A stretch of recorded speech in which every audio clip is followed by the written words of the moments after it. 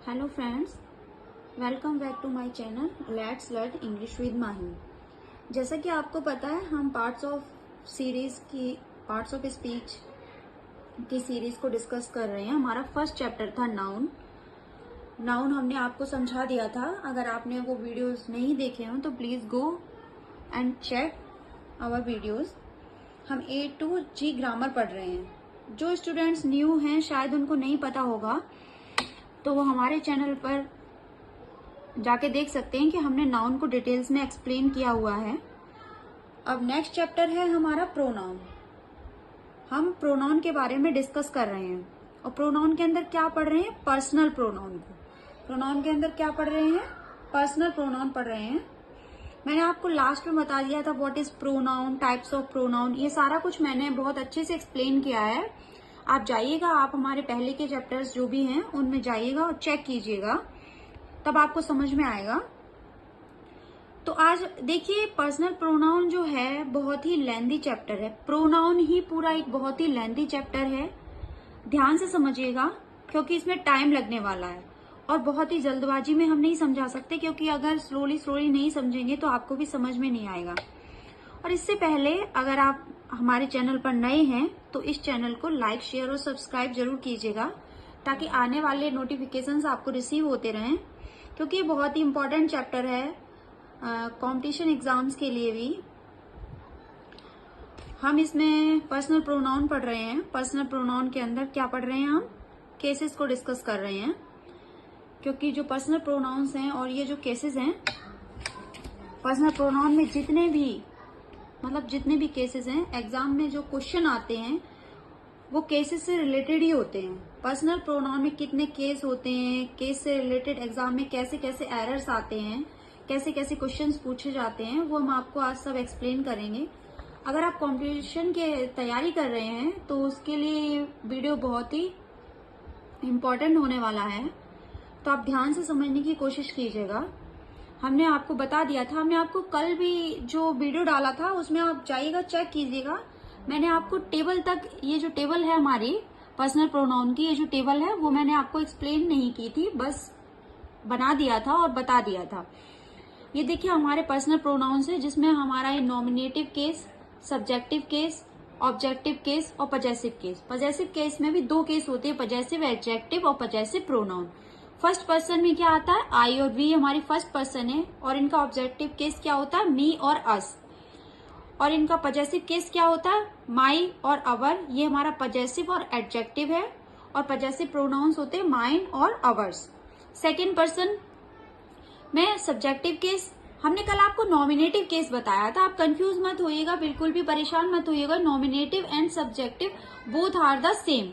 Nominative और subjective मतलब इन्हीं को बोलते हैं, इन्हीं को सब्जेक्टिव कहते हैं और इन्हीं को हम नॉमिनेटिव बोलते हैं। सेकेंड पर्सन यू है, ऑब्जेक्टिव हमारा इसमें सेम रहता है, यू ही रहता है, और पजेसिव एडजेक्टिव योर हो जाता है और पजेसिव प्रोनाउंस योर्स हो जाते हैं। थर्ड पर्सन हमारा क्या है?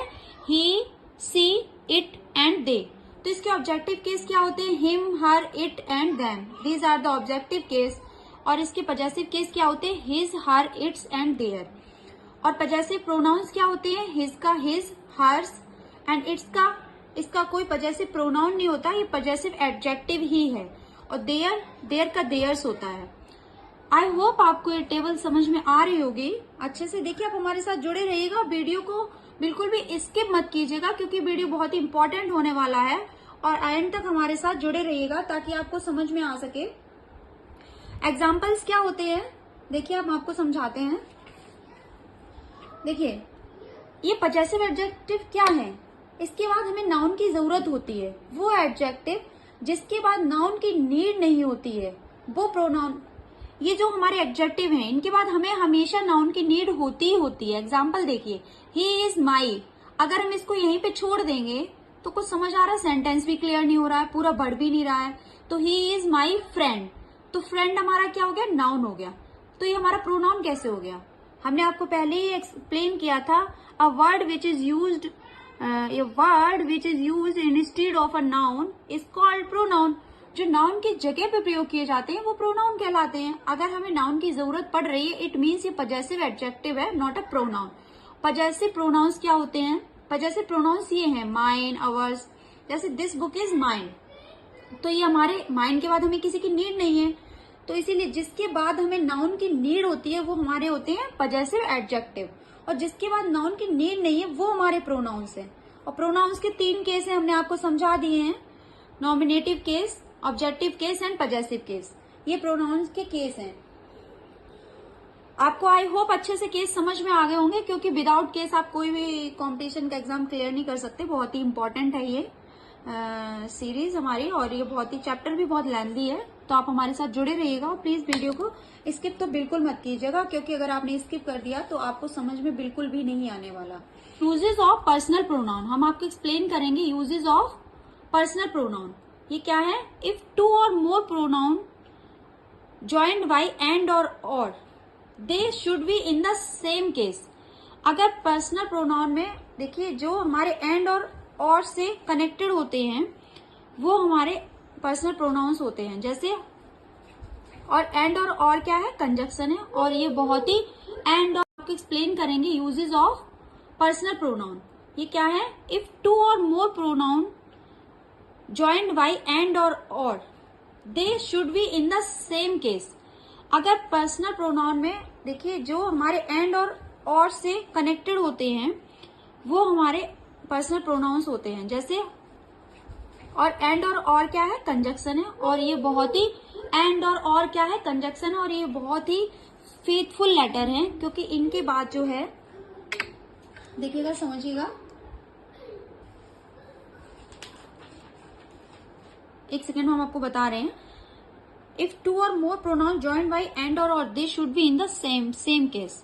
मतलब वो सेम केस क्यों होने चाहिए? अगर कोई भी प्रोनाउन, वो तो या तो सब्जेक्टिव होना चाहिए, ऑब्जेक्टिव होना चाहिए। ऐसा नहीं है एक सब्जेक्टिव और एक ऑब्जेक्टिव है, ऐसा नहीं होता है। देखिए जैसे एक वर्ड है let, after the word let you and me go, तो यू हमारा क्या है? यू हमारा ऑब्जेक्टिव है, and me is also objective. अब यहाँ पे हम आई नहीं कर सकते, तो हमारा सेंटेंस क्या होगा? लेट यू एंड मी गो, ना कि यू एंड आई करेंगे। तो एंड और ओ से कनेक्ट होने वाले कंजक्शंस को हम हमेशा both are the objective and both are the subjective. ये क्लियर हो गया? समझ में आ गया होगा आई होप। नेक्स्ट देखिए जो प्रीपोजिशन से कनेक्ट होते हैं, जैसे ही डिपेंड्स ऑन मी, तो ये हमारे प्रीपोजिशंस के बाद क्या आता है? हमेशा प्रीपोजिशंस के बाद ऑब्जेक्टिव का ही यूज होता है। ऐसा नहीं है कि आप सब्जेक्ट का यूज कर देंगे प्रीपोजिशन के बाद। प्रीपोजिशन के बाद हमेशा ऑब्जेक्ट ही आता है। लेट क्या है हमारा? ये देखिए लेट क्या है? हमारा वर्ब है। लेट क्या है? हमने अभी आपको एक्सप्लेन किया था, आफ्टर द वर्ड लेट के बाद कोई भी प्रोनाउन जो आएगा वो ऑब्जेक्टिव ही होगा। ठीक है, लेट यू एंड मी गो, और ना कि हम यू एंड आई तो कर ही नहीं सकते। इसको 2 तरीके से समझ सकते हैं, क्योंकि let first, second and third form same ही रहती है, और लेट हमारा खुद में एक वर्ब है। आई होप आपको समझ में आ रहा होगा। तो वर्ब के बाद हमारे सब्जेक्ट तो आता नहीं है, ऑब्जेक्ट ही आता है। तो late you and me clear हो गया। और प्रीपोजिशंस के बाद जो होता है हमेशा ऑब्जेक्ट का ही यूज होता है। ही डिपेंड्स ऑन मी, ना कि ऑन आई। ऑन हमारा क्या है? प्रीपोजिशन है, तो हम यहाँ पे ही डिपेंड्स ऑन मी करेंगे, ना कि आई करेंगे। नेक्स्ट हमारा क्या है? There is no conflict between you and me. Between क्या है? हमारा प्रीपोजिशन है। प्रीपोजिशन के बाद हमेशा ऑब्जेक्ट आता है, तो ऑब्जेक्ट और ऑब्जेक्ट से ही कनेक्ट करते हैं। यहाँ पे क्या करेंगे? यू एंड मी, ना कि यू एंड आई कर देंगे। आप देखिए, समझिएगा हमारी बात को। इनसे रिलेटेड क्वेश्चन एग्जाम में बहुत ही ज्यादा पूछे जाते हैं, बहुत ही प्रॉब्लम्स पूछे जाते हैं, जो भी एरर्स हैं इनसे। ये देखिए IDVS में एग्जाम आया, क्वेश्चन आया था ये आपके एग्जाम में, between you and I he probably won't come to at all, और नो एरर। तो हमारा इसमें क्या आएगा? ABCD या नो एरर।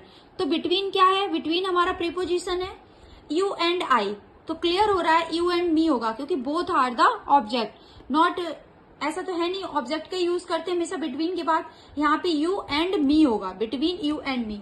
तो आपको क्लियर हो गया कि इसके बाद हमारा क्या आएगा? इसके बाद हमारा आएगा you and me. After the word than, the pronoun can be in subjective as well as in objective case. Than के बाद जो होता है किसका यूज करते हैं हम आपको ये बताएंगे। देन के बाद सब्जेक्ट कब आता है और ऑब्जेक्ट कब आता है। देखिए एग्जाम्पल से समझिएगा तभी आपको क्लियर होगा। You are better than I, तो ये भी सब्जेक्ट है हमारा, ये भी सब्जेक्ट है, बोथ आर द सब्जेक्ट, यानी कि सब्जेक्टिव, नॉमिनेटिव, इनको नॉमिनेटिव भी बोलते हैं, सब्जेक्टिव भी बोलते हैं। तो you are better than I, तो यहाँ पे क्या होगा, you are better than I का यूज करेंगे। नेक्स्ट है he respects you more than me. अब ये हमारा क्या है, ये हमारा ऑब्जेक्ट है और ये भी हमारा ऑब्जेक्ट है। देखिए फर्स्ट में क्या है, देन के बाद नॉमिनेटिव केस प्रोनाउन का प्रयोग किया जाता है। उसमें क्या, यदि कंपैरिजन दो नॉमिनेटिव के बीच हो, इसमें कंपैरिजन जो है नॉमिनेटिव के बीच हो रहा है, यू आपके और हमारे बीच में हो रहा है इसमें कंपैरिजन, तो इसीलिए इसमें क्या करेंगे, इसमें हमेशा नॉमिनेटिव केस प्रोनाउन आएगा। और जब कंपैरिजन दो ऑब्जेक्ट के बीच होता है तो उसमें हमेशा किसका यूज करते हैं, ऑब्जेक्टिव केस प्रोनाउन का। जब कंपैरिजन दो नॉमिनेटिव केस प्रोनाउन का हो तो उसमें नॉमिनेटिव का यूज करते हैं, और जब कंपैरिजन दो ऑब्जेक्टिव केस प्रोनाउन का हो तो हमेशा उसमें ऑब्जेक्ट ही आता है। He respect you more than me, objective, and this is the also objective. I hope आपको ये आज हमने पर्सनल प्रोनाउन आपको क्लियर कर दिया है। जब हम सारे प्रोनाउंस को क्लियर कर देंगे तब हम आपको आगे ले चलेंगे धीरे धीरे करके। जो भी कॉम्पिटिशन के एग्जाम में इंपॉर्टेंट होते हैं, जो भी डिस्ट्रीब्यूटिव प्रोनाउंस होते हैं, डेमोन्स्ट्रेटिव प्रोनाउंस, रिफ्लेक्सिव प्रोनाउंस, ये हम आपको आने वाले वीडियो में डिटेल्स में समझाएंगे। अगर आपको ये वीडियो अच्छे से समझना है तो आप प्लीज इसको दोबारा से फिर से चेक कीजिएगा, और हमारे साथ जुड़े रहने के लिए हमारे चैनल को लाइक, शेयर और सब्सक्राइब कीजिएगा। अगर आप हमारे चैनल पर नए हैं तो please follow my channel. Thank you so much.